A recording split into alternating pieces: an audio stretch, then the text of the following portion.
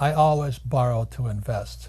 One of my favorite books that just came out with is called Fake. Fake money, fake teachers, fake assets. I use debt to invest. But to be able to do that, to go to here, to get rich, to do that, you've really got to have a lot of financial education. I don't recommend it, but it's the best way to get rich. President Trump, you know, my friend, we wrote 2 books together. I know some of you guys hate him. A lot of people hate the guy, but he's very smart. He's a capitalist. Obama, socialist, communist. Hillary, crook. So anyway, be very careful right now because I use debt, Trump uses debt. The more debt we use, the less tax we pay. That is why I love real estate. I can use debt and pay no taxes, make a lot of money. So that's really what I teach. I don't recommend it, but for those of you who understand what's called an infinite return, it's the best way to get rich, but you have to have a lot of financial education. So the reason the rich don't pay taxes is because there's 3 types of income. They'll never teach you this in school. The fake teachers will never. There's 3 types of income. Okay, number 1 type of income is earned income. That's earned income. It's when you work for money. It's earned. Mm-hmm. So that earned income shows up here. So these are the guys that pay tax. So when all the guys are screaming tax the rich, well, you can't tax them because they don't have jobs. Mm-hmm. That's absolutely It's kind of right. funny, isn't it? We're going to tax the rich. Oh, yeah. Good luck, you know. And then the second type of income is portfolio income. And portfolio income is from flipping houses, or you buy a stock for like $10, you sell it for $20. That's portfolio income. Okay? I don't do that. Trump doesn't do that. So most guys who are flipping houses and all that, buying stocks and flipping to you're getting this type of income. So this income is about 20% today. Some of that here. But the income that the rich work for is called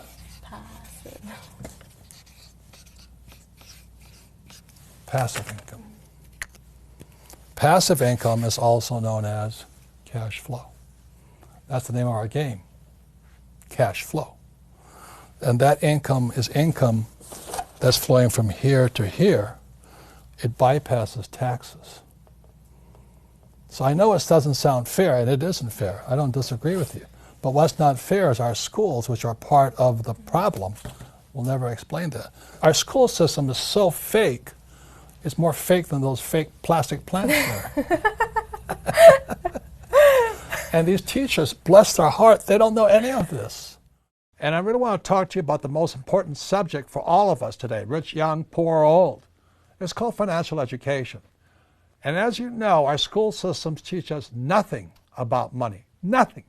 It's pathetic. You know, they have financial literacy courses today. Well, that's not financial education. You know, it's really pathetic.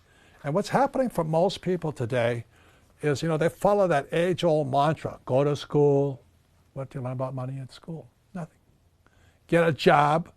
Well, jobs are disappearing. Not only that, is that with artificial intelligence and G5 coming, more jobs are going to get wiped out. Plus, with driverless cars, more jobs are getting wiped out.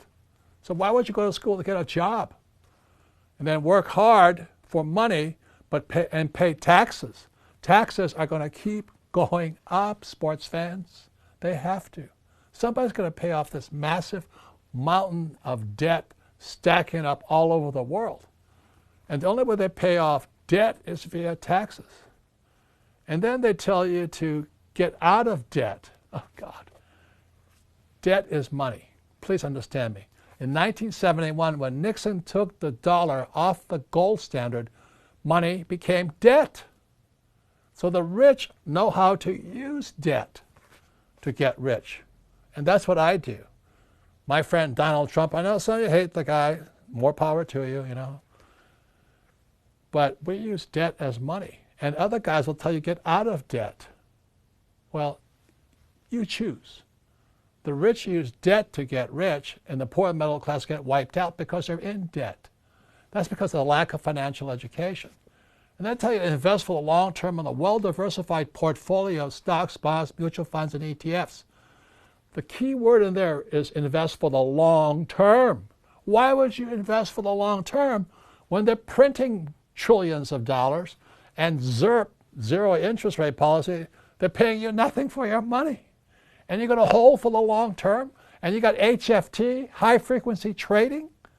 You know, they can trade 1,000 pieces of stock in a second, and you don't have a prayer. You're trading against a machine, a robot.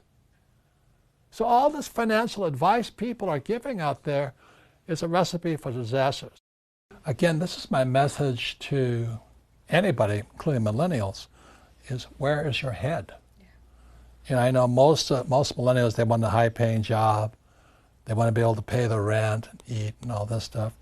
And then you dream of the big house, a nice car, and all that. But that's why 99% of Americans are broke, because their heads are on the wrong spot. So when I asked Kim if she would take an accounting course, it was just 2 days. You know, I wanted to see if her head could get into the asset column. That was the difference, wasn't it? Yeah, and actually, it didn't happen right at that moment. But You fell in love with me? Of course I did. Of course I did. But this started the journey on investing. This started the journey on assets. Mm-hmm. But I do remember the moment down the road where, just like everybody else, I was focused on the income column. Mm-hmm. Get a job, get the pay raises.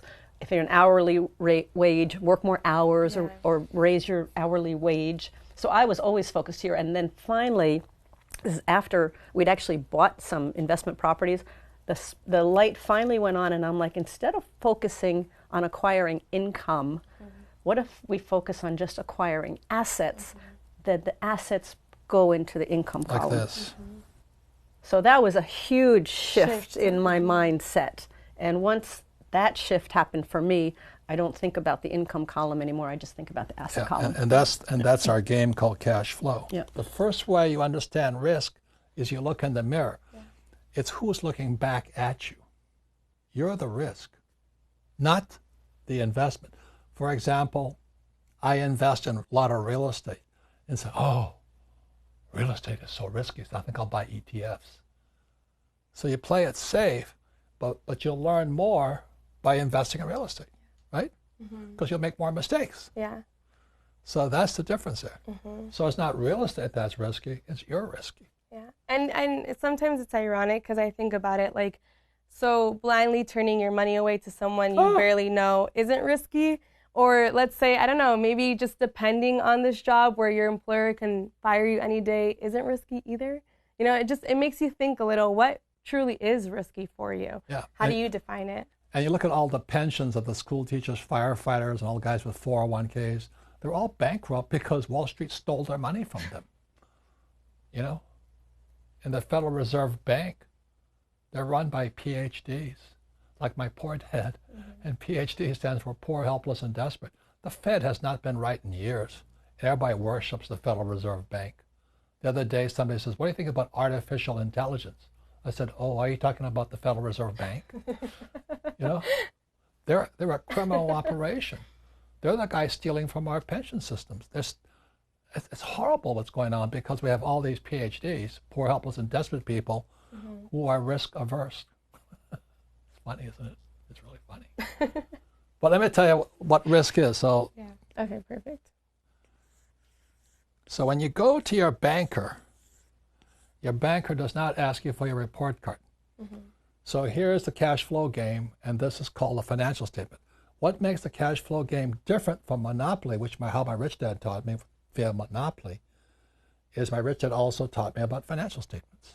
So the cash flow is the only game with a financial statement. So really simply, when you look at a financial statement, there's income, expense, assets, liabilities.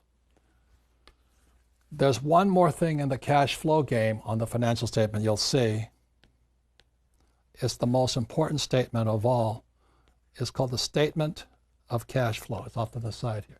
So if you're going to be an entrepreneur or a capitalist, you have to have one of these. If you're going to be rich, you have to have one of these. But 99% of all high school students leaving school and college have no idea what this is. You have FICO scores, you know, but you don't know what this is. No. So when a banker asks you for your financial statement, they want to see how smart you are here. So let me tell you why school makes students poor. So really simply, it's this. Let's say I have a master's in arts, Master of Arts degree, right? Yeah. Or a Bachelor of Arts degree. Yeah. Do I learn anything about income? No.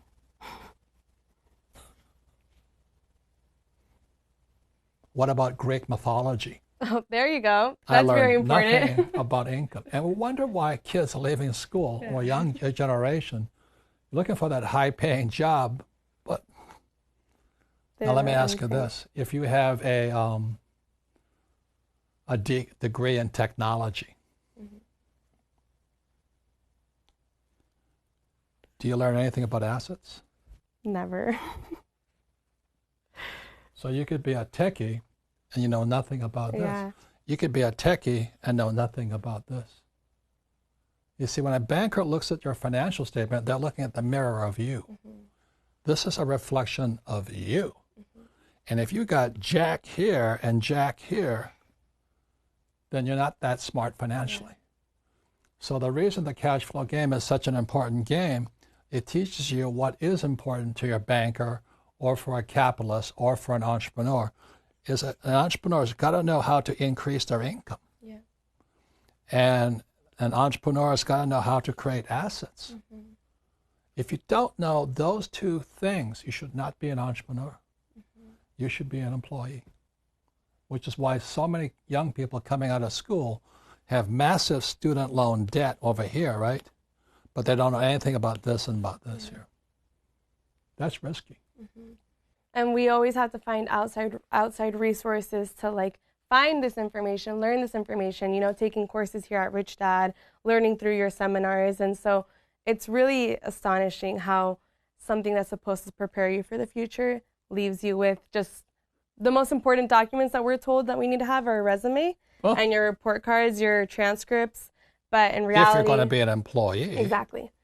But for entrepreneurship, which is what a lot of people come to us for, this is where you can learn it here, because in the school system you won't. You see, if you're going to increase your income right over here, you need a real teacher. If you're going to acquire assets, you need real teachers. What is high risk is asking people who are fake teachers, like my calculus teacher and my accounting, you love accounting teachers, don't you? No, I hate them. Did your accounting teacher know anything about this? No, nothing. Did your accounting teacher know anything about this? No. That's risky. So that's why I wrote the book Fake. Fake money, fake teachers, fake assets. And what Wall Street is telling you to do was just give your money to them. Yeah. That's risky. So the reason I say only lazy people use their own money is because it takes much more intelligence to raise capital. And so I've never been able, ever since my rich dad, since a little boy, my rich dad forbade me from ever saying, I can't afford it. He says, figure out how you can afford it. How can you do something? Figure out how you can do something.